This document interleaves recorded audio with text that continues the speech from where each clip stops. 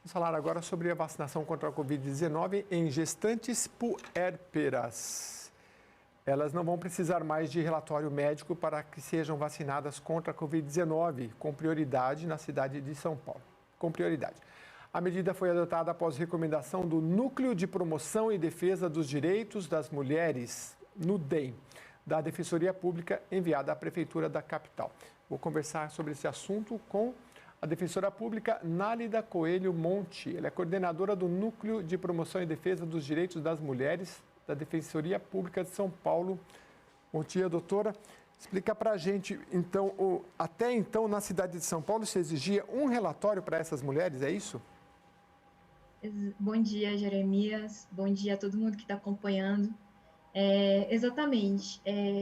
Aqui na cidade de São Paulo havia uma orientação em relação à vacinação de gestantes, em que eram exigidos, né, a comprovação dessa condição da gestação por meio de carteira gestante, registro de comparecimento ao pré-natal e se exigia ainda um relatório médico, né? Era uma orientação divergente daquela que era exigida pelo Estado de São Paulo, que não exigia esse relatório médico para vacinação, e isso acabava gerando, na verdade, uma confusão até, né, um desentendimento na fila de vacinação, porque os documentos divulgados como essenciais para vacinação pelo Estado de São Paulo era uma lista que não exigia esse relatório médico, mas o município de São Paulo e alguns outros municípios do estado exigiam esse relatório médico para vacinação. E aí a defensoria que atua em todo o estado, isso acontecia só na capital paulista e aí vocês entraram com. Pois não, diga. Exatamente. A gente tem registro que isso não acontecia só no município de São Paulo, Ah, acontecia em outros municípios também. uhum. E a gente acabou fazendo essa recomendação, né, levando em consideração o contexto geral do Brasil de alta proliferação de Covid-19 e alta taxa de mortalidade materna, né? Então, a gente acabou percebendo que as gestantes e as puérperas, elas têm uma condição especial de agravamento da Covid-19, em que elas acabam necessitando muito mais do que outras pessoas, né, que não estão nessa condição, por exemplo, UTI e ventilação mecânica invasiva. Então, por isso, os gestantes puérperas estão incluídos no grupo de risco para a Covid-19 desde de julho de 2020. Apesar disso, né, elas demoraram aí até a sexta edição do Plano Nacional de Operacionalização da Vacinação para serem incluídas como prioridade. E aí, quando foi retomada a vacinação de gestantes e puérperas no estado de São Paulo, eles acabaram, no estado de São Paulo, alguns municípios acabaram exigindo esse relatório médico, né? A gente acabou considerando que, diante desse cenário de alta taxa de mortalidade materna,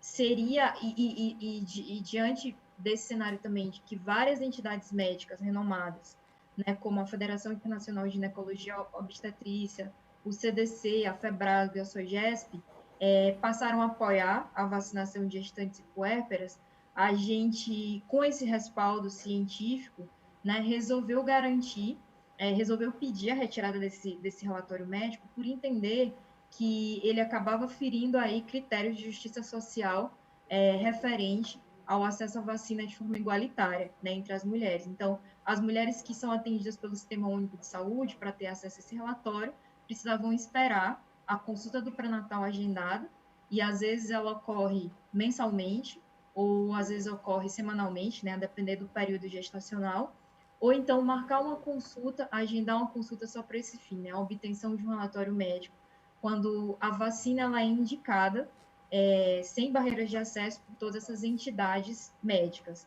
Então, por isso que a gente resolveu fazer a recomendação para retirar desse relatório. Extremamente importante o trabalho da defensoria rápido, porque imagina uma pessoa grávida, né? Uma mulher grávida já enfrenta tantos desafios e ainda enfrentar um processo burocrático para poder se vacinar. Eu queria saber, essa medida então já está valendo aqui na capital e nesses municípios onde se exigia essa documentação? Exatamente. Aqui no estado de São Paulo como um todo, a orientação é pela não exigência do relatório. A nossa recomendação ela foi respondida muito prontamente pelo governo estadual. O município de São Paulo a gente teve uma excelente conversa, né, com os Uhum, representantes do município, e a partir de uma reunião, eles retiraram também, desde a sexta passada, essa exigência. Em uhum. relação aos outros municípios que a adotam, o que a gente está fazendo é recomendando, todas as vezes que a gente tem notícia de um município que adote essa esse critério, né, da exigência do relatório para vacinação, a gente está recomendando também esses municípios a retirada, né, na linha do que o governo estadual determinou. Mas a gente tem tido, assim, experiências de diálogos muito bons, tanto com o governo estadual quanto com a prefeitura aqui de São Paulo, e a gente espera que, caso isso ocorra em outros municípios, esse diálogo também possa ser proveitoso, porque a gente entende, né, que tanto os estados quanto os municípios e a defensoria têm o mesmo objetivo atualmente, que vacinar o maior número de pessoas possíveis, retirar barreiras de acesso para vacinação e salvar o maior número de vidas. De qualquer forma, a mulher que vai se vacinar, está grávida ou puérpera, daqui a pouquinho, vamos explicar direitinho o que é puérpera, porque a gente fala toda hora, nem todo mundo entende. Precisa levar algum tipo de documento, porque eu estava anotando aqui, carteira de gestante, ela precisa comprovar com alguma coisa ou só dizer que está grávida é o suficiente? Os documentos que são exigidos hoje em dia, hoje, né, depois desses diálogos com a Prefeitura de São Paulo, com o governo estadual, são só documentos que comprovem a situação de gestação ou a condição de puérpera. Então, o que Uhum, comprova a condição de gestação? Pode ser qualquer documento, né? Pode ser um relatório de comparecimento a um pré-natal, a carteira de gestante, pode ser também um relatório médico, né? Não precisa o relatório médico como condição, mas também pode ser o relatório médico, esses três documentos, né? Não precisa os três juntos, são um dos três. E para comprovação da condição de puérpera, basta que se tenha também a certidão de nascimento da criança. Então, puérperas são aquelas mulheres que estão ali até os 42, 45 dias pós-parto, tá? uhum. Então também é importante para as puérperas, né, entenderem que assim não deixa passar muito tempo, né, vai tomar a vacina, né, porque você vai ter essa prioridade. Graças a Deus agora já está se espraiando, mas a gente tem jovenzinhas, né, com 15 anos que são grávidas, né, doutora? A senhora deve saber que tem 15, 16, 17 anos, essa é a realidade brasileira. Então, você não está na idade de tomar vacina, mas se está grávida ou puérpera, já até 45 dias que teve a luz, tem o direito de tomar a vacina, como a doutora explicou, dentro desse grupo de risco, e aí é só levar esse documento aí mais prático, sem precisar necessariamente do relatório. Doutora, a senhora é coordenadora do Núcleo de Promoção e Defesa dos Direitos das Mulheres, da Defensoria Pública. Aproveita para falar um pouco desse trabalho, que eu vi também que tem uma cartilha da gestante. Quem precisa desse trabalho da mulher no estado de São Paulo, como é que faz para buscar o trabalho da Defensoria? Não sei se ainda está virtual ou não. Perfeito. Bom, o Núcleo de Defesa e Promoção dos Direitos das Mulheres que eu coordeno, né? A gente possui uma abrangência para atuação em todo o estado de São Paulo e a gente atua, na verdade, com todos, para garantir todos os direitos das mulheres e evitar que ocorra violações, né, de direitos humanos em termos de gênero. Então, a gente tem uma atuação aí, tanto no que se refere aos direitos sexuais e reprodutivos, como, né, você fez menção, essa atuação aí para garantia de um parto, né, seguro, em que a mulher tenha respeitado a sua autonomia, no enfrentamento principalmente à violência obstétrica, como você mencionou nessa cartilha, mas a gente atua também para evitar outras formas de violações de direitos, né, como na violência doméstica, na defesa de mulheres encarceradas também. Então, a gente faz uma atuação aí que é bastante ampla. Para acessar o núcleo, basta que a pessoa acesse por meio de um telefone, né? Pode ser ligando no telefone 0800, pode ser entrando no site da Defensoria Pública de São Paulo, né? Que é www.defensoria.sp.dev.br. Lá tem todas as informações sobre como consultar o núcleo, como marcar um agendamento.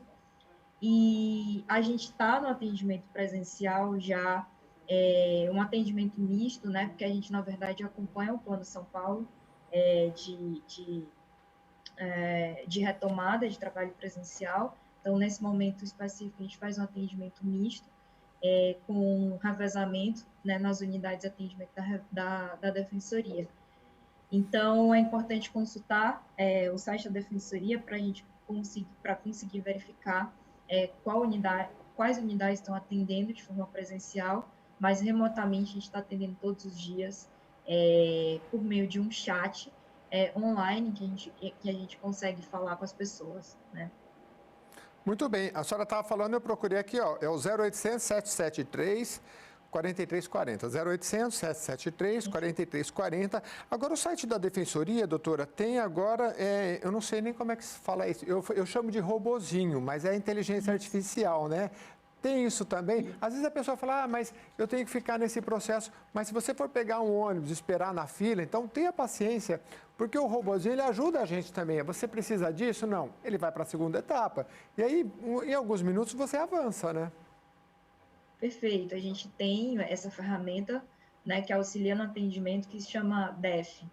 Só que depois que se verifica ali, né, as questões iniciais, para marcar ou para agendar o atendimento, a pessoa é direcionada para falar com defensores e defensoras públicas e com assistentes, né? Esse atendimento, ele não é feito só por meio de um robô, né? São pessoas que fazem Sim, esse atendimento de verdade. claro. Mas assim, o que a gente, na verdade, acha que é importante agora, nesse momento da pandemia, é respeitar as medidas, né, de distanciamento social que são aí colocadas pelo governo estadual como importantes, né, para a preservação da saúde, da vida das pessoas, mas, ao mesmo tempo, não deixar de garantir o acesso à justiça quando as pessoas necessitam. E aí a gente disponibiliza essa ferramenta virtual de acesso, que muito provavelmente vai ficar até permanente, né, no atendimento misto. Isso também proporciona que as pessoas possam ser atendidas sem sair de casa, sem deixar o seu local de trabalho. Então, em certa medida, isso também acaba auxiliando aí, né, as pessoas que têm acesso a essa ferramenta.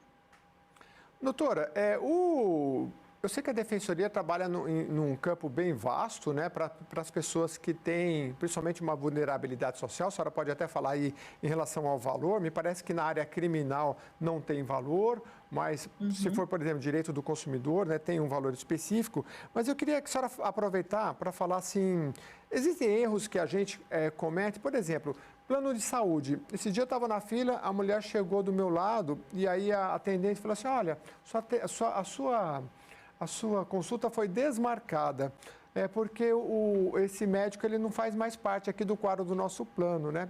E a senhora idosa estava ali, ela falou, e agora? Agora não há o que fazer. Eu falei isso para um defensor, ele falou, não, tenho que fazer sim, porque eles têm que avisar com 30 dias de antecedência, né? Nesse caso, casos assim, casos de direito de defesa do consumidor, a gente procura geralmente um órgão como regulador primeiro, ou procura o PROCON, ou procura a defensoria, porque às vezes a pessoa também deixa de lado, fala, vou ter tanto trabalho, né? E às vezes não, às vezes tem caminhos que a gente, sei lá, a defensoria manda uma cartinha, o PROCON manda, às vezes as empresas são até multadas, né? Como é que... Exatamente, apesar de não ser muito a minha área de atuação, mas o que a gente recomenda é que é interessante procurar esses órgãos, né, que você mencionou, para uma tentativa de resolução administrativa da questão posta. Se isso não for possível, né, você chegar a um ajuste sem a existência de um processo, com certeza pode procurar a defensoria por esses canais que a gente falou, preenchimento de um formulário por meio do atendimento eletrônico, DEF, ou ligação no 0800 para a tomada de medidas judiciais cabíveis. Né? Aí nessa demanda que você fez menção, relacionados a plano de saúde, direito do consumidor, a gente tem aí um critério de vulnerabilidade social de atendimento de até 3 salários mínimos de renda familiar, mas em caso de urgência, né, principalmente esse exemplo que você mencionou de se houver risco de morte, demandas relacionadas à saúde, a defensoria precisa ajuizar as medidas para garantir ali o direito à vida, o direito à saúde das pessoas, e só depois, né, faz essa avaliação econômica. Muito interessante. Doutora, voltando um pouquinho dessa sua área de atuação, que a senhora é coordenadora do Núcleo de Promoção e Defesa dos Direitos das Mulheres, da Defensoria Pública do Estado de São Paulo, a senhora falou que, em muitos casos, são para assegurar o direito ao parto seguro, a violência obstétrica, violência doméstica, encarcerados também, que eu já tive a oportunidade de fazer programa sobre isso, né?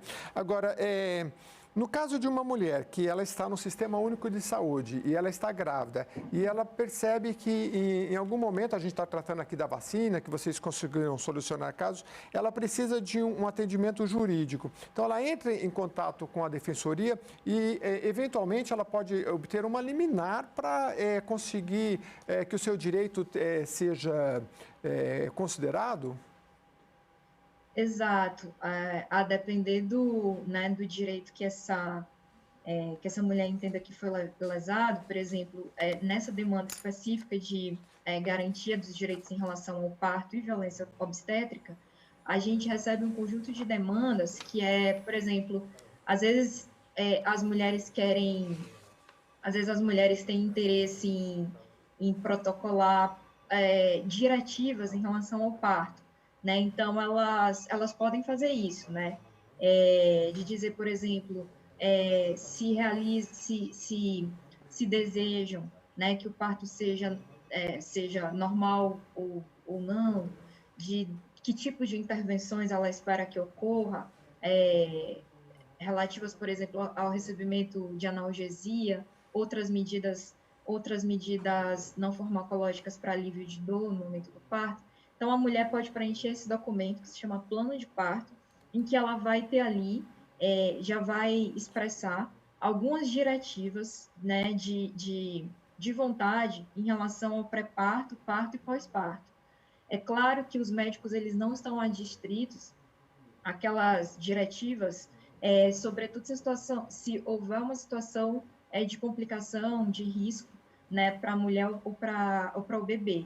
Mas todas as intervenções médicas que forem feitas ou realizadas fora desse plano de parto, essas diretivas que foram inicialmente expressas, devem ser justificadas, né? Isso é importante porque a gente vive um cenário, né, no Brasil de intervenções muito grandes e desnecessárias, né, no momento do parto.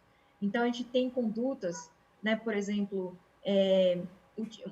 uma conduta que é muito comum, né, que é a episiotomia de rotina, que é um corte no períneo, né, da mulher para facilitar, que os médicos justificam como para facilitar o parto e que muitas vezes ele é desnecessário, ou condutas como a raspagem de pelos sem consulta da mulher, né, exagero na utilização de hormônios, né, como a ocitocina. Então, assim, esse tipo de conduta, né, o que a gente verifica quando a mulher preenche essas diretivas é que elas podem ser evitadas, né? Por isso que às vezes as mulheres procuram a gente, por exemplo, para protocolar esse plano de parto, que infelizmente, apesar de isso ser um direito da mulher garantido, inclusive por uma lei estadual aqui de São Paulo, né, ainda não aceitam o protocolo dessas diretivas. Então, elas procuram, às vezes, para que essas vontades elas sejam respeitadas no momento do parto e, posteriormente, caso sejam respeitadas, elas podem procurar a defensoria para ajuizamento de ações indenizatórias, né? O objetivo é reconhecer a ocorrência dessa violência obstétrica, ainda que isso possa não ter resultado nenhum desfecho ruim para as mulheres, né? Como, por exemplo, a morte materna ou a morte da criança, algum prejuízo no parto, mas o só ato da violência obstétrica a gente já considera como um dano que pode ser passível de indenização. Muito bem, eu queria agradecer bastante a nossa defensora pública que nos orientou aqui sobre a questão da vacinação das puérperas e das grávidas. E já fica aqui o convite para a gente fazer um programa só sobre plano de parto, que eu Adorei Maravilha. aí a sua explanação para a gente entender e esclarecer a população. Muito obrigado, doutora. Imagina, eu que agradeço a oportunidade de esclarecer as pessoas sobre esses assuntos e a gente fica aberto aí para convites futuros. Tchau, tchau, bom dia. Combinado, combinadíssimo. Então tá bom.